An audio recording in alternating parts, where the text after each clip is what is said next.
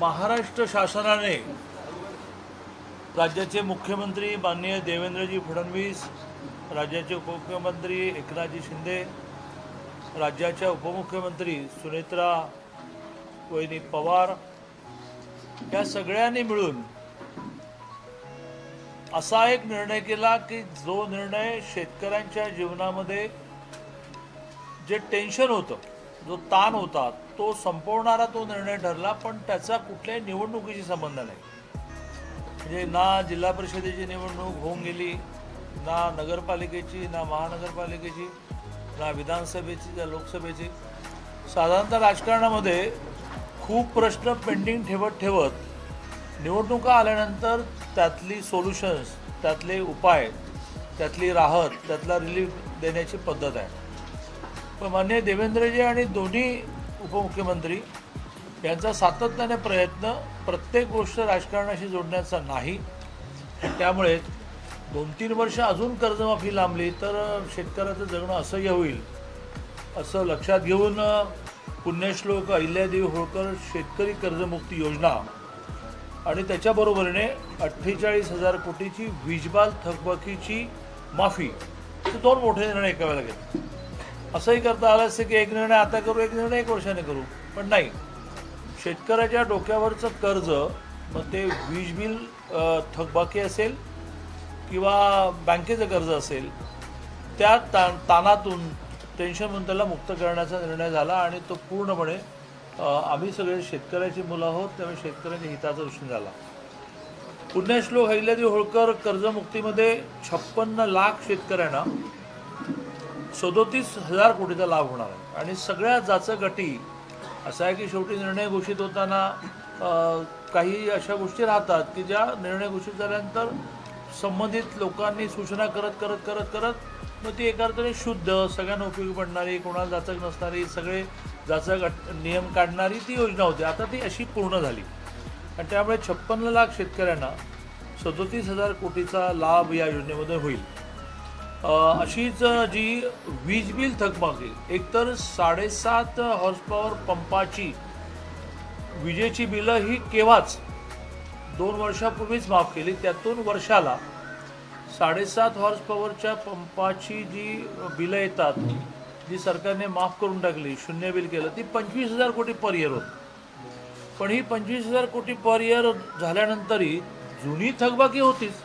त्यासाठी सारखं MSEB मागे लागत होती, ती 48,000 कोटीची होती. तेव्हा आता दरवर्षी 25,000 कोटीची बिलच येणार नाहीत आणि जुनी 48,000 कोटीची थकबाकी माफ केली. इतका मोठा रिलीफ. पण शेतकऱ्यांच्या ताणाचं महत्त्वाचं कारण जे असतं ते कोणाचं तरी देणं आहे. कर्जमाफी एकूण 3 वेळा, म्हणजे तिसरी आता वेळ आहे. त्याच्या आधी केंद्र सरकारची झाली 2007 साली. पण महाराष्ट्रामध्ये महायुतीचं सरकार आल्यानंतर पहिली 17 साली झाली. मग उद्धवजींचं सरकार आल्यानंतर 19ला झाली. उद्धवजींच्या सरकारमध्ये नियमितपणे कर्ज भरणाऱ्यांसाठी प्रोत्साहन 22ला आलं. आणि आता कर्जमाफी पण आणि प्रोत्साहन पण असं एकत्र असणारी मोठी योजना आलेली आहे. आपल्या जिल्ह्याची आकडेवारी सांगून मग मी थांबतो, आपल्याला थोडे प्रश्न विचारायला मिळतील. तर आपल्या जिल्ह्यातली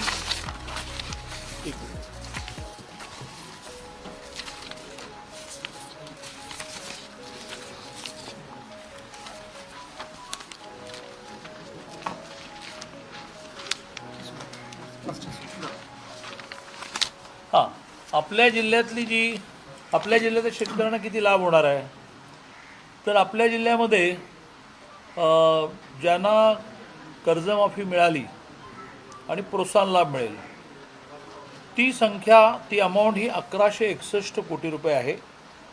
आणि शेतकऱ्यांची संख्या जी आहे ती 2,55,168 आहे.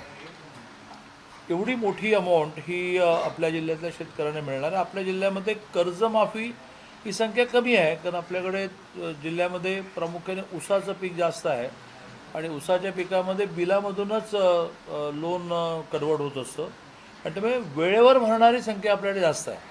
ते प्रोत्साहन लाभ मिळणारी संख्या आपल्याकडे 2,26,112 आहे. माझी विनंती राहील की ह्यातली सगळी आकडेवारी महत्त्वाची असल्यामुळे एखाद्या वेळेस आता मी मांडतोय ते ऐका, प्रश्न विचारा, पण सगळ्यांनाच एक व्यवस्थित नोट दिलेली आहे. त्या नोटमध्ये सगळी आकडेवारी आहे. ती ऑलरेडी मिळाल्यामुळे त्या आकडेवारीच्या आधारे विचारायला हरकत नाही, पण ती आकडेवारी समोर ठेवून आपण बातम्या तयार कराव्यात अशी माझी आपल्याला विनंती आहे. कर्जमुक्ती दिली, हे शेतकऱ्यांना कर्जमाफी दिली, हा चांगला निर्णय आहे. परंतु शेतकऱ्यांचं म्हणणं आहे की आमचं कर्ज पूर्णपणे माफी करावं, 7-12 पंप पूर्ण पुरा करावा, 2 लाखापर्यंत कर्ज नको तर एकूणच सगळं कर्ज आहे ते माफ करावं. या निर्णयापर्यंत शासन जाईल.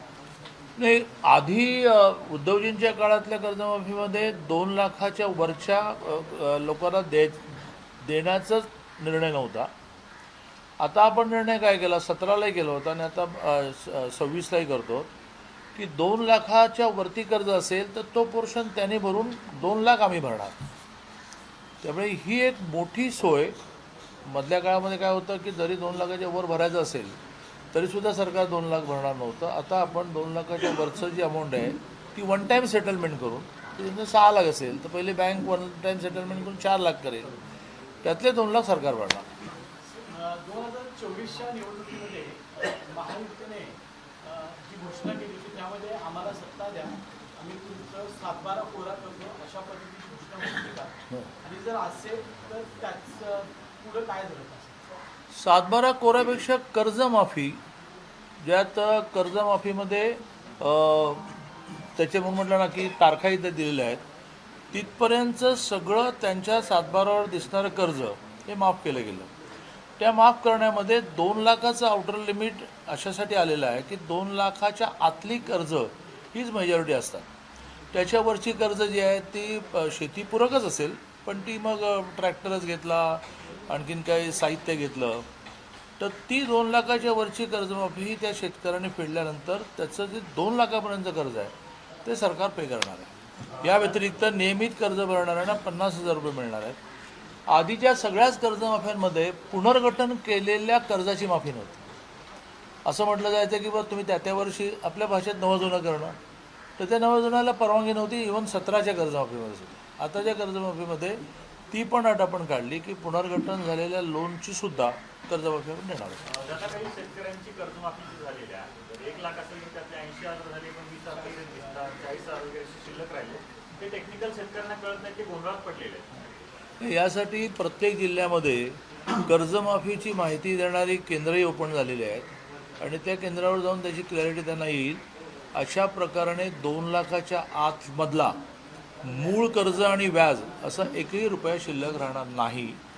ज्या शेतकऱ्यांना काही टेक्निकल एरर असेल, काही माहितीतली अपुरी असेल, असं जर आलं असेल तर त्यांनी निर्धास्त राहावं की त्यांचं 2 लाखाच्या आतलं कर्ज आहे म्हटल्यानंतर ते 100% पे होणार. केंद्र कुठं आहे साधारण? हां, जिल्ह्यामध्ये एक केंद्र कुठं आहे माहिती देण्याचं? इथल्या ह्या जिल्ह्याचं केंद्र कुठे आहे बघूया आपण. DDR ऑफिस पण प्रामुख्याने DDR ऑफिस आहे, कलेक्टर ऑफिस आहे, शेती विभाग आहे. पण DDR ऑफिस आहे त्यातली सगळ्यात महत्त्वाचं म्हणजे सहकार विभागाने इम्प्लिमेंट करण्याची कर्जमाफी असल्यामुळे सहकार विभागातच त्यातलं कार्यालय असेल. आपापल्या बँकांमध्ये सुद्धा ही माहिती मिळेल की बाबा माझं 2 लाखाच्या आतला आहे, 80,000 कसं पे केलं. असं 2 लाखाच्या आतल्या कोणाही कर्जाचं अर्ध माफी केली असं होणार नाही. दादा, शेतकऱ्यांचं कर्जमाफीवर पहिलीकडे स्वागत होत आहे, पण शेतकऱ्याला आर्थिक स्वावलंबी बनवण्यासाठी आता सरकार काय प्रयत्न करतं? नाही, त्याची पण मोठी यादी जी आहे ती आपल्याला प्रेस कॉन्फरन्समध्ये हवी असेल तर मी ती आपल्यापुढे मांडायला तयार आहे. जसं आता मी हे म्हटलं की सोलरवर शेतकऱ्याचा पंप शिफ्टिंग करण्याचा प्रयत्न चालला आहे. त्याच्यातून त्याला दिवसा वीज देण्याचं जवळजवळ 60-70% ही संख्या गेली की ज्यांना आता दिवसा वीज मिळायला लागली. त्यांचं वीज बिल 0 यायला लागलं. असं प्रामुख्याने शेतकऱ्याला बियाणं चांगलं लागतं, बियाणं स्वस्त लागतं, खतं मुबलक लागतात, त्याच्यानंतर पाणी लागतं. तर त्या पाण्यासाठी सुद्धा सगळ्या प्रकारचे अपुरे राहिलेले पाण्याचे प्रकल्प पूर्ण होत चालले. मागेल त्याला शेततळं नावाची 14 ते 19 योजना आता अधिक स्ट्रेंथन केली गेली. त्यामुळे प्रचंड मोठ्या प्रमाणावर शेततळ्यांचं नेटवर्क निर्माण झालं. ड्रीपमुळे पाण्याची बचत होते आणि मुळाशी पाणी जातं, मुळाशी त्या ड्रीपमधून खत जातं, मग उत्पादन जास्त येतं. त्यामुळे मोठ्या प्रमाणात ड्रीप पूर्ण करणं झालं. मग जास्त पाणी ज्या भागामध्ये आहे ते वाहून जातं समुद्राला. ते पाणी मराठवाड्यामध्ये ते पाणी विदर्भामध्ये शिफ्ट करण्याचे अनेक प्रकल्प झाले आहेत. त्याची पण एक वेगळी नोट आहे ती मी तुम्हाला देतो. जनावरांना विकत घ्यायला सबसिडी हां, पाणंद रस्त्याचा मोठा निर्णय केला. जनावरांना जो चारा लागतो त्या चाऱ्याच्या बियाण्यामध्ये ते मोफत देणं, सबसिडाईज देणं असा विषय झाला. जनावरं विकत घेण्यासाठी कर्जाचं जे मोडूल होतं ते मोडूल म्हणजे ती अमाऊंट जी आहे ती वाढवली गेली. अशी एक मोठी यादी आहे की ज्याच्यामध्ये शेतीपूरक उद्योग वाढवण्याचा प्रयत्न मोठ्या प्रमाणात चालला. ॲग्रोबेसला केंद्राने पण राज्याने इतक्या सबसिडी आता दिलेल्या आहेत की ज्याच्यामध्ये मूळ शेतकरी जे धान्य पिकवतो त्याच्यातून तो श्रीमंत होण्याच्या मर्यादा देतात. पण ती त्याने प्रक्रिया केली. भात विकण्याच्याऐवजी तांदूळ विकला त्याला जास्तच पैसे मिळतील. काजू बी विकण्याचे काजूगर विकला जास्त पैसे मिळतील. द्राक्ष विकण्याच्याऐवजी त्याचं बेदाणा केला जास्त पैसे मिळतील. तर ह्या शेतीपूरक उद्योगाला खूप चांगली कर्ज ही केंद्र आणि राज्य सरकार देत आहे, कमी व्याज दराची देत आहे. दुसरं आहे ते म्हणजे महिला शेतकरी हा कायदा आतल्या अधिवेशनात झाला आणि त्यामुळे डायरेक्ट सातबारात पाहिजे असं नाही तर शेतीपूरक उद्योग करणारी महिलासुद्धा शेतकरी झाली. ती पण शेतकऱ्यांना मिळणाऱ्या सगळ्या प्रकारच्या सुविधांना पात्र ठरली. मोदीजींनी दरवर्षाला 6,000 रुपये देणं याच्यामध्ये राज्याने आपले 6,000 रुपये जोडले जे दरमहा 1,000 रुपये येतात. मी एका छोट्या गावामध्ये 2 वर्ष व्यवस्थित शेती केली त्यामुळे 1,000 रुपये दरमहाचं महत्त्व मला माहिती आहे. बियाणं घ्यायला खतं घ्यायला सुद्धा एक खताचं पोतं आणत 500 रुपये देखील आहे. अशा स्थितीमध्ये दर 4 महिन्याने 2,000 मिळणं केंद्राचे आणि 2,000 मिळणं राज्याचे मिळून टोटल अमाऊंट होते 12,000. ज्या 12,000मधून दर महिन्याला मिळणारी अमाऊंट 1,000 होते पासून ते मुख्यमंत्री म्हणजे या सगळ्याचा एकमेकाला पूरक उभे. मुख्यमंत्री माझी लाडकी बहीण ते 1,500 रुपये मिळाले तर स्वाभाविकपणे त्या घराला त्याची जोड मिळाली. त्यामुळे बियाणं, खतं, पाणी, मालाला किंमत, सरकारने नाफेडने माल विकत घेणं, कांद्यासारख्या उत्पादनाचा रेट पडला तर त्याला सपोर्टिंग प्राईस देणं. कांद्याला आपण केवढी सपोर्टिंग प्राईस दिली, अदरवाईज कांदा उत्पादक फारच अडचणीत आला होता. पण आपण ठरवलं की बा त्याची मार्केटमध्ये प्राईस किती आहे आणि विकला कितीला जातो तो डिफरन्स अमाऊंट सरकार देईल. अशी एक मोठी यादी आहे. काही दिवसांपूर्वी मुख्यमंत्र्यांनी 48,000 कोटी वीज माफ करणार शेतकऱ्याची अशी घोषणा केली. घोषणा नाही केली, व्यवहारात त्या आणली. पार्श्वभूमीवरचा हा प्रश्न आहे की राजू शेट्टी म्हणतात की 48,000 कोटी माफ करणं म्हणजे हे एक लेबल आहे, त्याच्या पाठीमागून खूप मोठा भ्रष्टाचार आहे. जसा शक्तीपीठ महामार्गाच्या वर एक टेंडर काढलं आणि त्याच्यात तिप्पट टेंडर केलेलं आहे.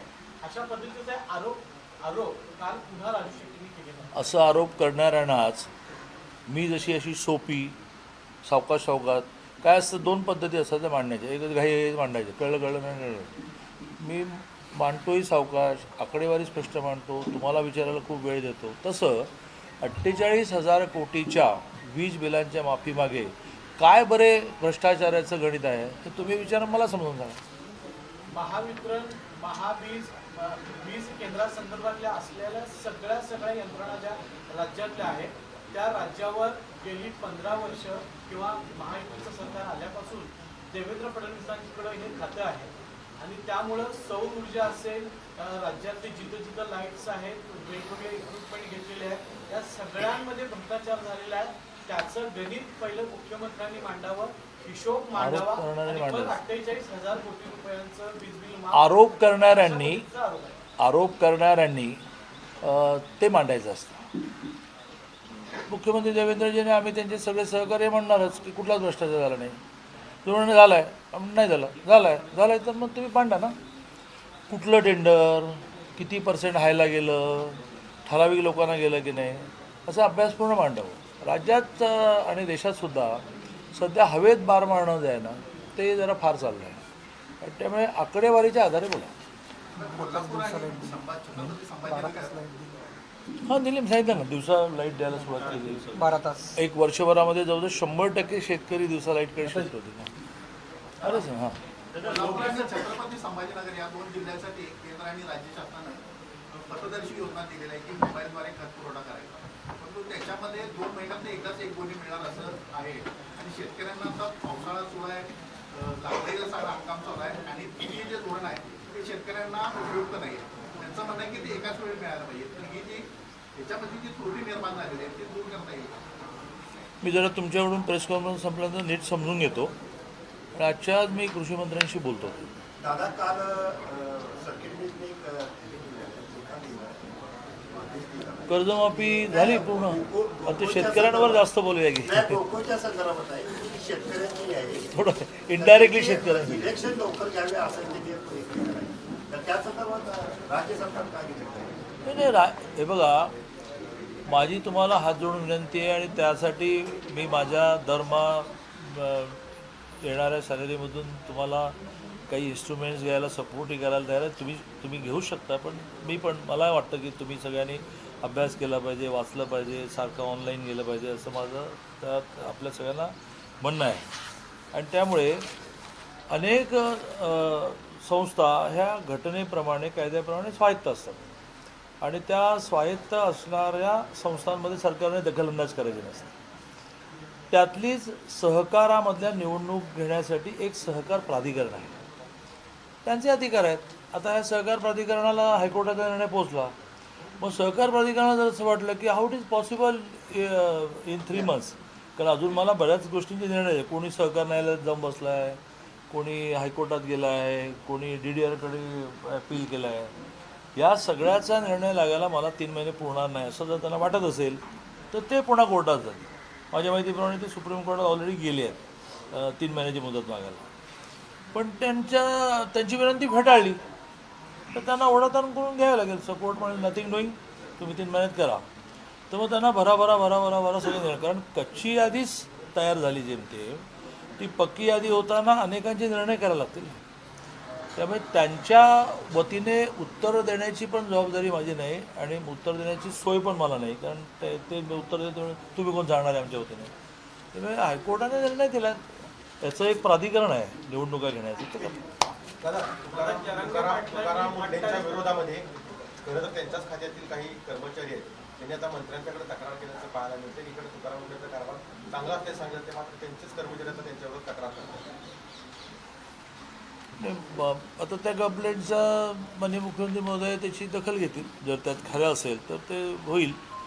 आता तरी एक जनरल पिक्चर सर्वसामान्य माणसामध्ये, विशेषतः बाकी त्यांनी काय काय केलं, कुठे कुठे धाडी घातल्या, कोणाकोणाला करेक्ट केलं, बेकरी हे ठीक आहे. दूध या विषयात त्यांनी जे केलं आहे ना, त्यातून सर्वसामान्य माता मुलांना जे बोगस दूध पाजायला लागतं त्यातून ती खुशच आहे की या माणसाने सगळं बोगस दूध बंद केलं. ते बोगस दुधामध्ये नुसतं बोगस म्हणजे पाणी नाही आहे, तर अनेक प्रकारच्या अशा गोष्टी आहेत की ज्या शरीराला घातक आहेत. असं असतानाही त्यांच्याबद्दल कंप्लेंट असू शकतात ना, त्याची दखल मुख्यमंत्री घेतील. पाहायला मिळतोय राहुल गांधींनी अमित शहाचा राजीनामा मागितलाय, कारण विद्यार्थ्यांच्यावर जे काही हल्ले झालेले आहेत ते अमित शहा यांच्या आदेशानुसार झाले अशा प्रकारचा गंभीर आरोप. हां, ह्या लोकशाहीची ब्युटी अशी आहे की तुम्ही पण आरोप करू शकता. ते तर लोकसभेचे विरोधी पक्ष नेते आहेत.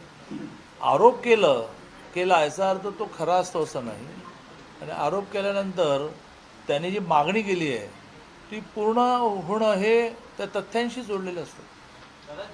आता मला एक सांगा, दिल्ली पोलिसांनी एक फार मोठा रिपोर्ट, तुमचे सगळ्यांचे परममित्र, माझे फारच परममित्र राहुल कुलकर्णींचा काल व्हिडिओ पाहिला तर आपल्याला चक्करच येईल ना. तर आपला राहुल कुलकर्णीवर आक्षेप काय आहे का बरं, तेही तथ्यांच्या आधारेच बोलत आहे.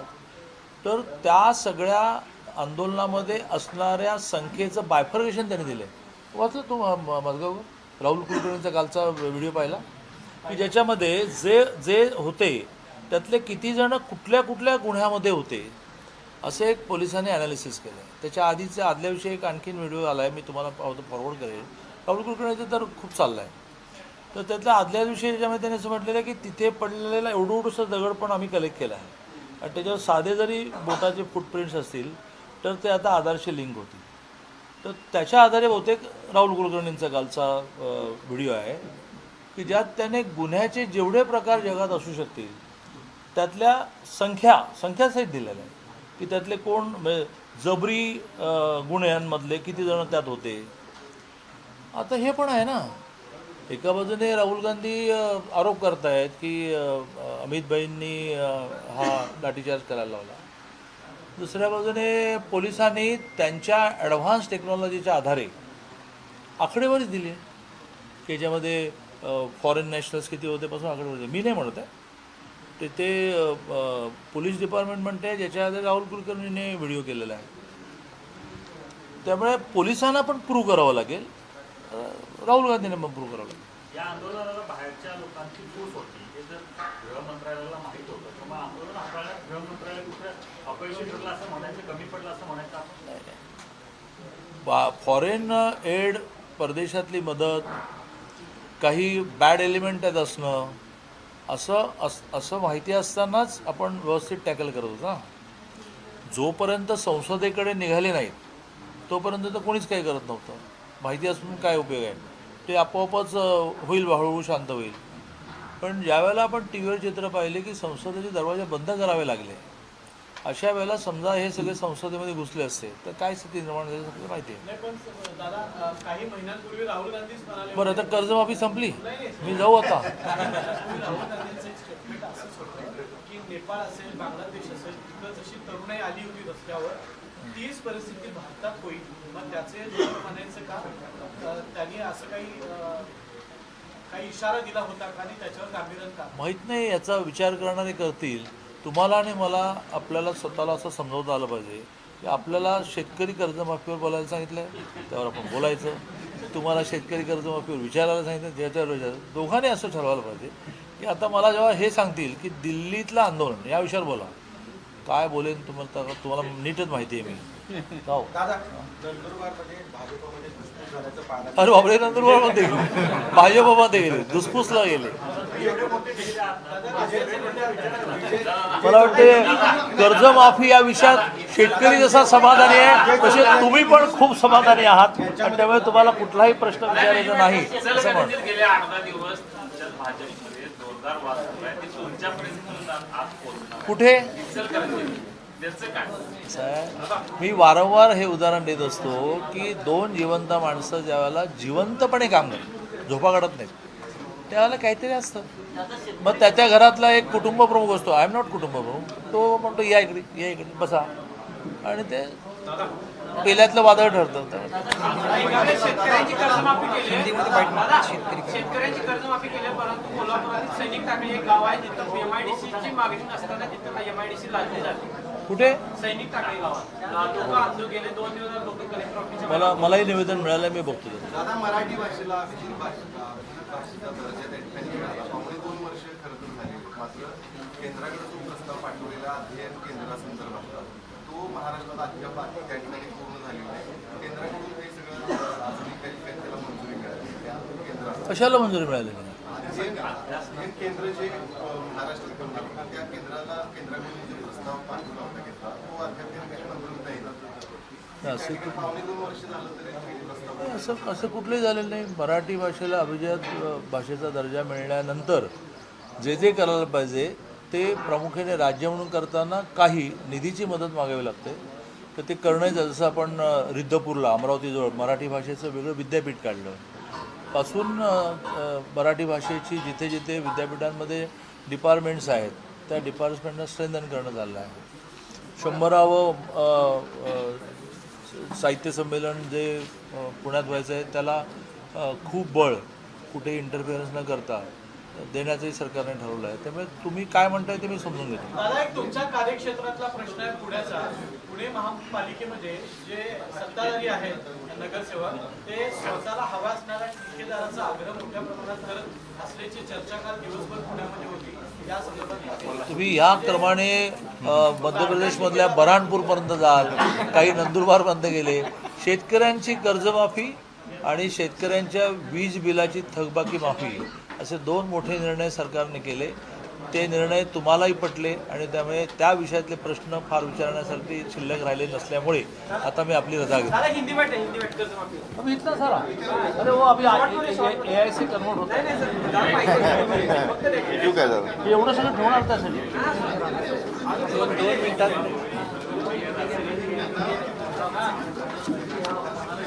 चौदह से 19 महायुति की सरकार थी, देवेंद्र जी मुख्यमंत्री थे, तब 2017 में एक कर्ज माफ़ी हुई.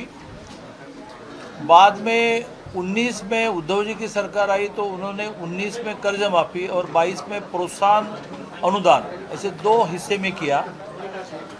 अब 26 को आने वाले 3-3.5 साल तक कोई भी चुनाव न होते हुए भी माननीय मुख्यमंत्री महोदय देवेंद्र जी, उप मुख्यमंत्री महोदय एकनाथ जी और सुनेत्रा भाभी, इन तीनों ने हम सारे मंत्रिमंडल के सहयोगी से चर्चा करते हुए सब ने मिलकर एक मत से निर्णय किया कि कोई इलेक्शन नहीं आई है, लेकिन 3-3 साल यदि हम रुके तो किसानों के लिए बहुत ही दिक्कत विषय हो जाएगा, क्योंकि इलेक्ट्रिसिटी बिल भरने का हो या बैंक में कर्जा भरने का हो, इससे निर्माण होने वाला टेंशन उसके पूरे दिन भर के उनके गतिविधि पर परिणाम करने वाला होता है।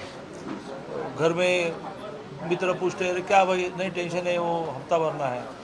तो इसका विचार करते हुए एक बड़ी 56 लाख किसानों को जिसका लाभ होगा और 36,585 करोड़ की कर्ज माफी सरकार ने डिक्लेयर की। जब कोई एक चीज़ डिक्लेयर होती है तो उसमें से कई प्रकार के श्लेष निकलते हैं, ये उसमें है कि नहीं, वो इसमें है कि नहीं, और उस श्लेष को ठीक करते करते फिर फाइनल प्रपोजल आता है। फाइनल प्रपोजल आया कि जिसमें जिन्होंने पुनर्गठन किया था उनको भी कर्ज माफ़ी मिलेगी, जिन्होंने समय पर कर्जा भरा उनको 50,000 का प्रोत्साहन अनुदान मिलेगा, जिनका 2 लाख से भी ज़्यादा कर्जा है उसका ऊपर का पोर्शन के लिए वो बैंक से वन टाइम सेटलमेंट करे और 2 लाख के ऊपर वाला पोर्शन भरे, सरकार उसका 2 लाख का कर्जा भरेगा। ऐसे सारी किसानों की जो मांगे होती, कर्जा माफ़ी के बाद भी उनकी मांगे थी कि ये करो, ये करो, ये नहीं करो, ये नहीं करो, तो वो सारा क्लियर होकर अब लिस्ट डिक्लेयर होना, लिस्ट वेरिफिकेशन शुरू है। किसी मेरे पत्रकार मित्र ने ये प्रश्न उपस्थित किया कि किसी की 1 लाख है तो 80,000 ही माफ़ हो रही है, 20,000 पेंडिंग है। ऐसा नहीं हो सकता, 2 लाख के नीचे वाला सारा कर्जा माफ़ होगा। तो इसके लिए अलग अलग जगह सहायता केंद्र शुरू हो रहे हैं। सबसे महत्वपूर्ण बात, हम जहाँ कर्जा लेते हैं वहाँ जाकर पूछ सकते हैं कि सरकार ने कर्जा में 2 लाख की दी तो आपने मुझे 80,000 कैसे दी। तो कुल मिलाकर किसान संतुष्ट है। किसानों की संतुष्टि का और एक बड़ा कारण यह है कि गत 2 साल से 7.5 हॉर्स पावर मोटर जब वो यूज़ करता है तो उसका सारा बिल सरकार ने 2 साल पहले माफ़ किया, जिसकी कॉस्ट बनती है एनुअल 25,000 करोड़। उसके अलावा उनका पुराना बकाया, पुराना पेंडिंग बिल 48,000 करोड़ था, उससे भी वो चिंतित रहता था, ये कभी न कभी आएगा ये नोटिस, तो उसको भी सरकार ने माफ़ किया। तो एक बाजू से 56 लाख किसानों को 36,585 करोड़ और ये 48,000 करोड़, ये लगभग 90,000 करोड़ के आसपास जाता है। इतने बड़े टेंशन से सरकार ने किसानों को मुक्त किया है, तो इसका बड़ा स्वागत है। और अपने ज़िले में, कोल्हापुर ज़िले में कर्जे की माफ़ी संख्या 30,000 वगैरह इतनी है, लेकिन जिन्होंने समय पर कर्जा भरा और उनको 50,000 मिलेंगे, ऐसी संख्या लगभग 3 लाख के आसपास है। दिल्ली पर जो आंदोलन हुआ जंतर मंतर पर, उस पे अमित शाह की राजीनामे की मांग की राहुल गांधी ने। इस लोकशाही में आप तो पत्रकार है, आपका भाई जो पत्रकार नहीं है वो भी डिमांड कर सकता है कि राष्ट्रपति को निकालो, अमित भाई को निकालो, डिमांड तो करते ही रहते हैं।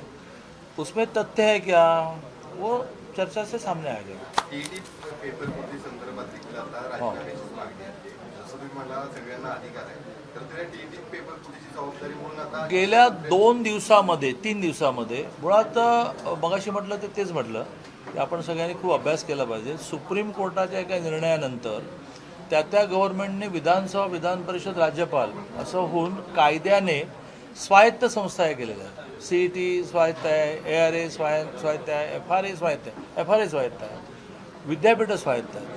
हां, त्यामुळे तुम्ही लगेच पुढचं पुणे विद्यापीठाच्या डिग्रीचा विषय काढाल, तर ही स्वायत्त असल्यामुळे त्यांनीच त्याच्यातली स्पष्टीकरणं द्यायची असतात। म्हणून राहुल कुलकर्णींचा पहिला व्हिडिओ आल्यानंतर राहुल कुलकर्णींना आम्ही विनंती केली की बा मी या विषयात बोलणं याला कायद्याने मान्यताच नाही आहे, माहिती पण अधिक CET कमिशनरचं, त्यामुळे CET कमिशनरची प्रेस कॉन्फरन्स घ्या, त्यामुळे घ्या।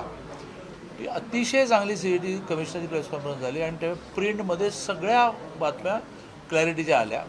ABP माझा त्यावेळेला होती, तर ABP माझाने 8 मिनटं ती त्यांची मुलाखत दाखवली.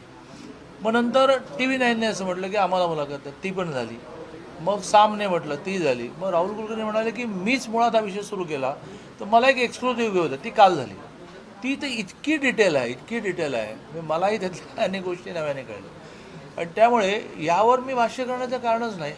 त्यामुळे CETमध्ये घोटाळा या विषयामध्ये कमिशनरने क्लिअर कट सांगितलं की आमच्या सिस्टीममध्ये कुठलाही घोटाळा नाही. तरीही कुठल्या वर्षातली आहे का क्रिएटेड आहे माहीत नाही, अशी जी व्हिडिओ दाखवताय तुम्ही, एक महिला एका पाल्याकडे पैसे मागताय, तर त्याची सायबरला कंप्लेंट केली, सायबरने इन्क्वायरी सुरू केली. वेळ प्रसंगी अशा प्रकारची CID इन्क्वायरी लागली तर ती CID इन्क्वायरीसुद्धा सायबर इन्क्वायरीमधून क्रिएट होईल. इतकी क्लॅरिटी आल्यामुळे मला असं वाटतं गेल्या 2-3 दिवसापूर्वीचा जो विषय होता तो बऱ्यापैकी समाधान होऊन संपला. काल राहुल कुलकर्णीने पालकांनाही ऑनलाईन कनेक्ट केलं. पालक ऑनलाईन प्रश्न विचारले, मग राहुल कुलकर्णी त्या पालकांच्या वतीने प्रश्न विचारले, मग आमचे CETचे कमिशनर त्याच्यावर उत्तर द्यायचे. इतकी क्लॅरिटी आहे. त्यामुळे या विषयात काही विषय राहिला नाही. मनोज जरांगे पाटलांनी एक आवाहन केले, 29 ऑगस्टपासून ते आंदोलन करत आहेत आणि हे आंदोलन शेवटचं असेल. या आंदोलनाची आपण साक्षीदार या व्हाल. देशामध्ये लोकशाही मार्गाने हिंसा नसलेलं, शिव्याशाप नसलेलं, एकेरीत न बोललेलं आंदोलन करण्याची सगळ्यांना परवानगी आहे. पंतप्रधानांना एकेरी म्हणायचं वगैरे वगैरे अशी परवानगी नाही असं नाही, पण आपल्या देशाच्या संस्कृतीमध्ये बसत नाही असं मला वाटतं. आणि त्यामुळे तुम्ही त्यावरही बोललं पाहिजे की त्या आंदोलनामध्ये चाललेली गाणी, डान्स, पंतप्रधानांमध्ये बोललेलं, अरे सगळ्या जगामध्ये डंका ह्या पंतप्रधानांनी आपला गाजवला आणि आपण ते पंतप्रधान झाले तेव्हा 11व्या नंबरवर होता, आता 4थ्या नंबरवर आलो आणि 3ऱ्या नंबरवर येणार आहोत. त्यांच्यामध्ये काही पण आपल्या लोकशाहीचं हे मी त्याला ब्युटी असा शब्द वापरतो, कारण कधी इंग्लिश वापरलं की त्याला वजनदार नाही होतं. तर लोकशाहीची सुंदरता अशी आहे की कोणी कोणाला काही बोलू शकतं आणि त्यामुळे ते त्यांचं काही तोंड बंद करता येत नाही. ज्यांना आरोप करायचे ते करतील, राजीनामा मागायचे मागतील. या देशामध्ये लोकशाही मार्गाने आंदोलन करायला सगळ्यांना परवानगी.